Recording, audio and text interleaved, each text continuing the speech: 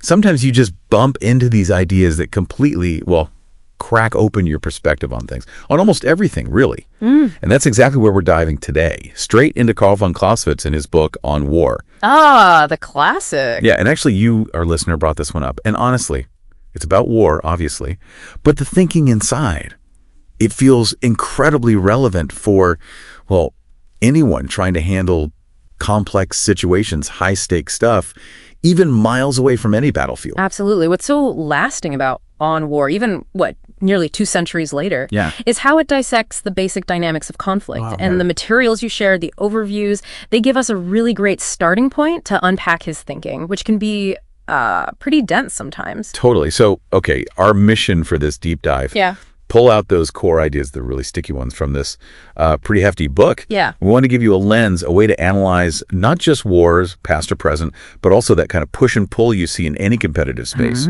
And no super academic jargon promise. Good plan. Keep it accessible. Just the insights that matter and maybe, make you see things a bit differently. Okay, so where do we even start with something like this? Maybe that line everyone quotes. That's the place, yeah. His famous statement, war is the continuation of politics by other means. Right.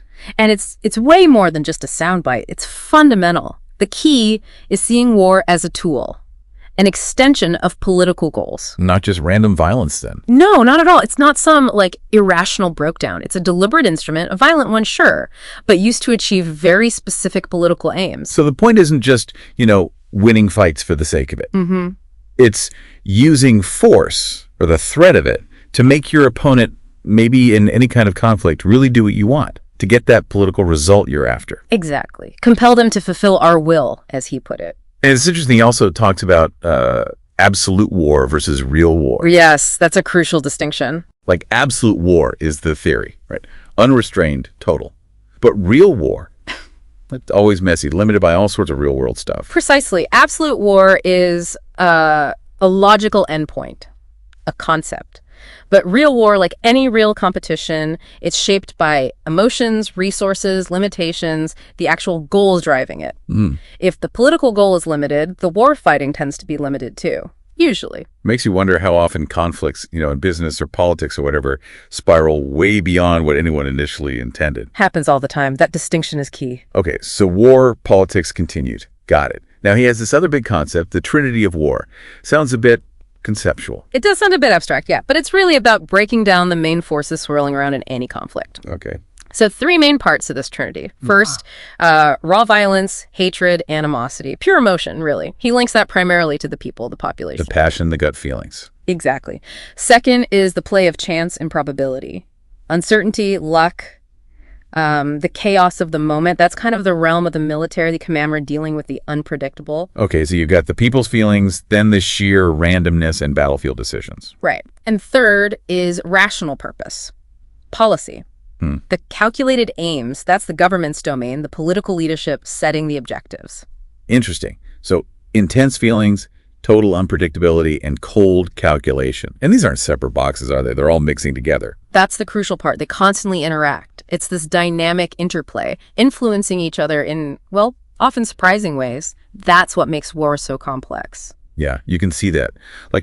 Imagine a tech company launching something new. You've got the team's passion, right? That's the people element. The market reaction, competitor moves, bugs. That's all chance and probability. The uncertainty. And then the company's actual strategic goals, the business plan, that's the rational purpose. If one of those is way off or clashes with another, the whole thing can fall apart or go in a direction you never expected. That interplay shapes any major undertaking, really.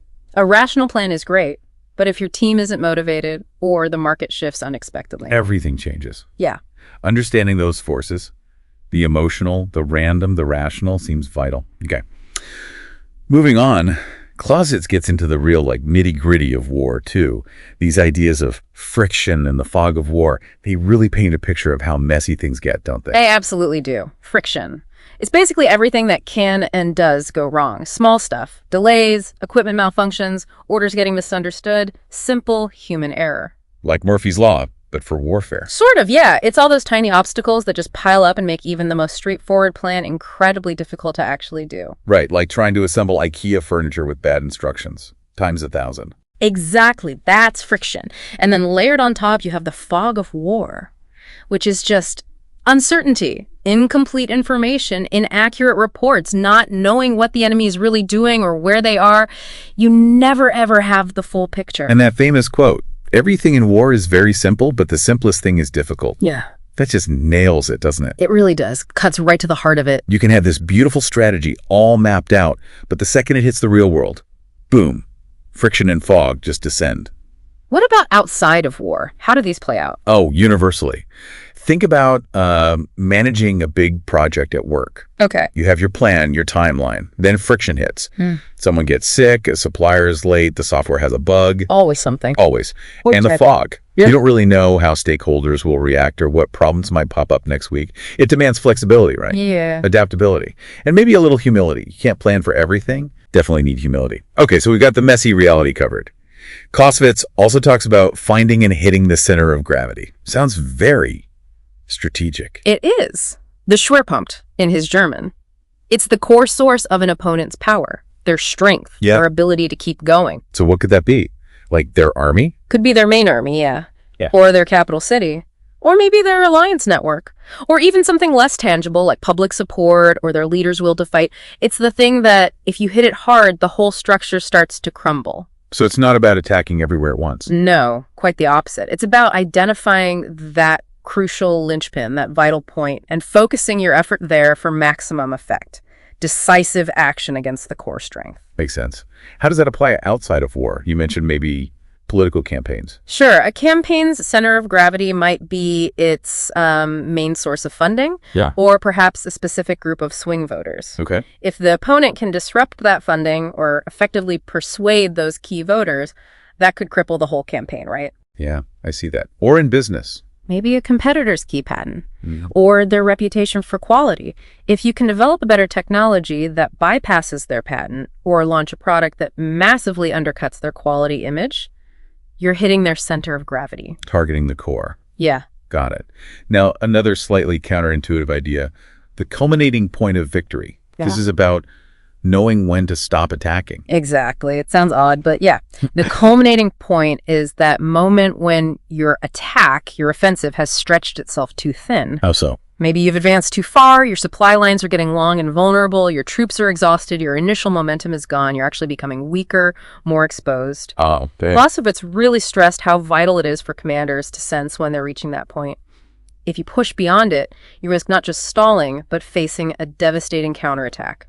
You could lose everything you gained. So it's like overreaching in anything, really. You make progress, but if you don't recognize when you're hitting your limits, budget, resources, energy, goodwill, you can end up worse off than when you started. Precisely. Think about stretching your finances too thin on an investment or in a negotiation, pushing for that one last tiny concession that makes the other side just walk away. Right. Kills the whole deal. Recognizing that culminating point demands real situational awareness and honesty about your own limits. Really sharp insights.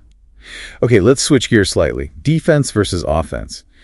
Clausewitz had a pretty strong opinion here, didn't he? Maybe not what most people assume. Right. He argued pretty forcefully that the defensive form of warfare is inherently stronger. Stronger. Why?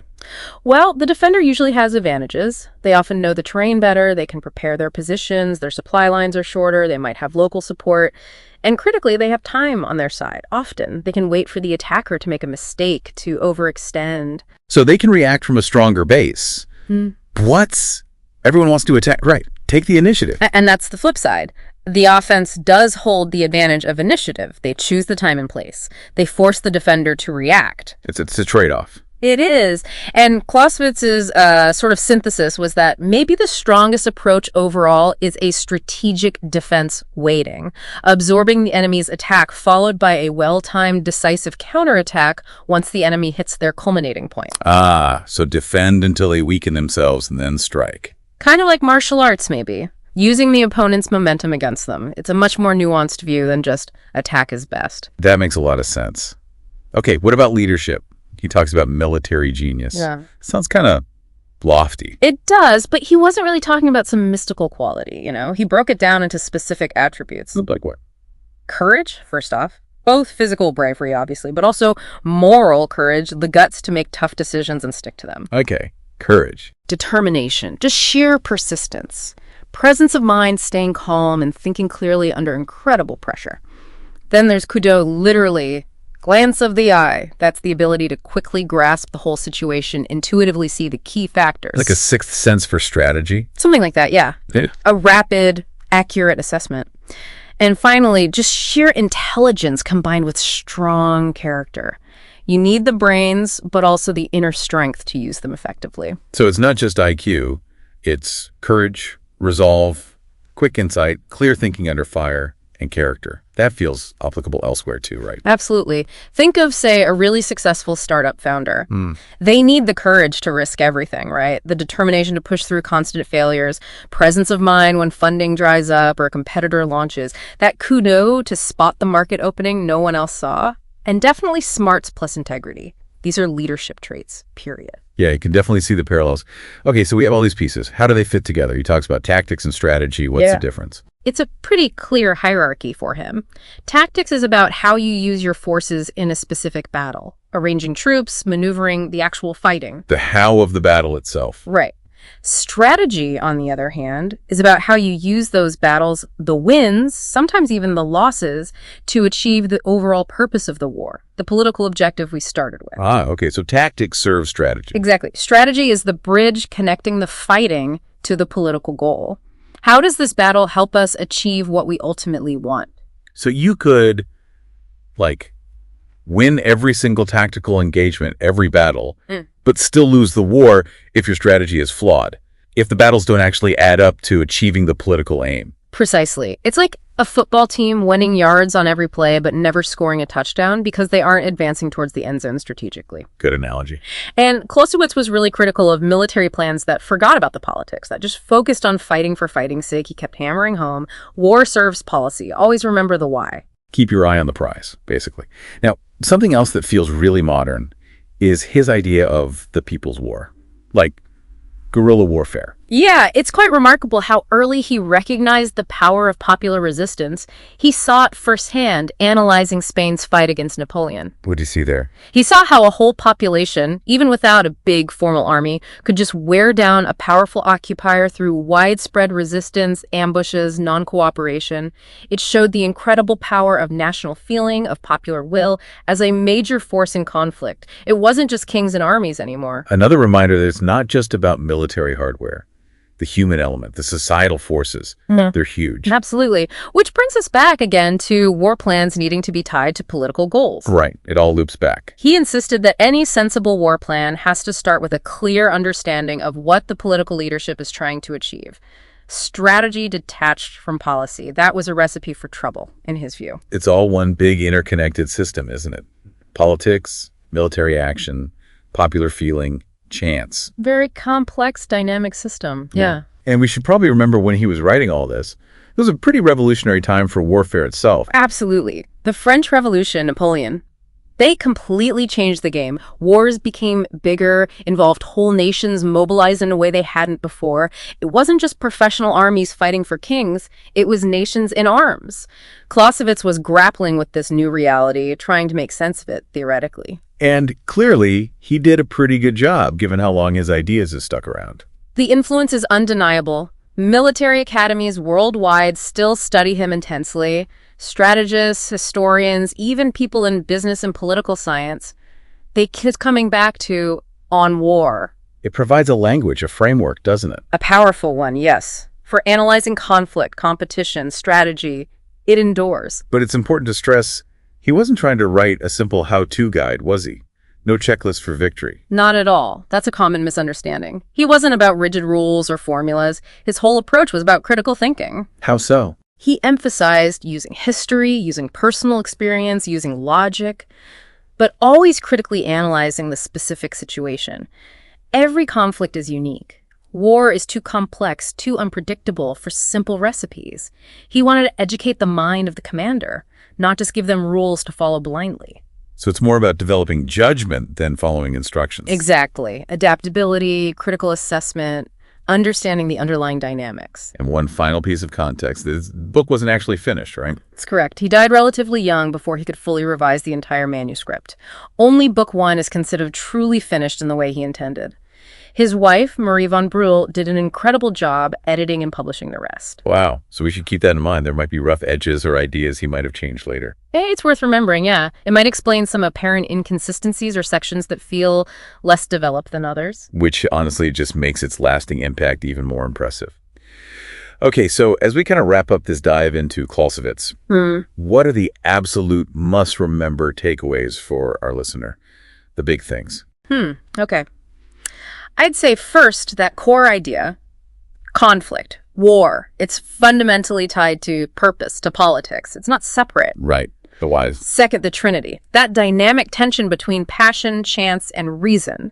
It explains so much about unpredictability. Okay. Politics, Trinity. Third, friction and fog, the sheer difficulty of execution, the constant uncertainty. Reality always bites back at plans. Friction and fog. Got it. Fourth, the center of gravity, finding and focusing on the opponent's core strength. Strategic focus. Super pumped. Yeah. And maybe fifth, that nuanced relationship between defense and offense. Defense being inherently strong, but offense holding the initiative. And that idea of the counterpunch. Defense, offense, interplay. Yeah. Great summary. Those 5 really do give you a powerful toolkit. They're not just for generals. They offer a framework for thinking about almost any competitive or complex situation. Totally agree. Okay, so here's a final thought to leave you with. Think about Clausewitz's concepts. Maybe friction, that gap between plan and reality, or identifying a center of gravity. How might those apply to challenges you're facing? Maybe at work, a personal goal, or even just understanding some big global issue you see in the news. And maybe also consider, what are the unspoken political objectives, the underlying goals driving the different conflicts or competitions you observe, whether they're big international ones or, small office politics? On war is dense, no doubt. But digging into it, or even just these core ideas we discussed, really does offer lasting insights. Revisiting them in new situations, you might be surprised what jumps out. Definitely food for thought. Thanks so much for joining us on this deep dive today. We hope it gave you a useful, maybe even slightly different way to look at conflict and strategy all around us.